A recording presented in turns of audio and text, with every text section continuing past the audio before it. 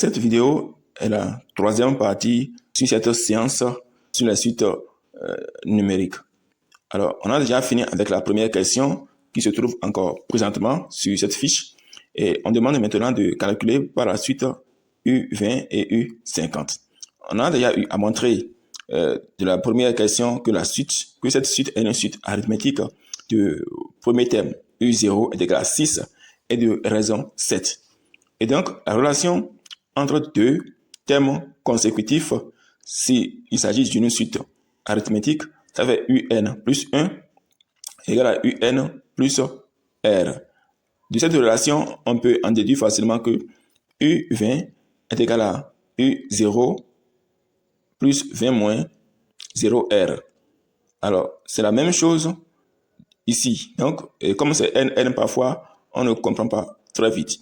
Donc, N plus 1 moins N, c'est ça qui donne 1R. Donc, comme c'est 1R, c'est pourquoi on n'écrit pas le 1. Donc, c'est la même chose ici aussi. D'accord? Donc, il vaut mieux d'écrire de cette façon pour mieux comprendre. Alors, donc, U20, ça fait U0 plus 20R. Et donc, on connaît U0 qui est 6. Donc, ça fait U20 est égal à 6 plus 20 fois R c'est 7.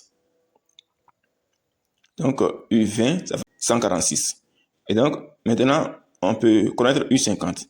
De la même façon, U50, en tenant compte de U0, ça fait U0 plus 50 moins 0, ça fait 50 R. Et donc, U50, ça fait 6 qui est U0 plus 50 fois 7. Et donc, U50, ça fait 356.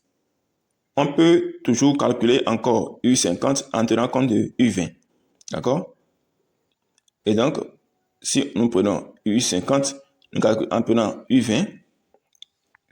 Donc, ça fait U20 plus 50 moins 20 R, ce qui va nous donner 30 R. Donc, U20, on connaît que 146 plus 30 fois 7. On aura toujours la même réponse qui est 356.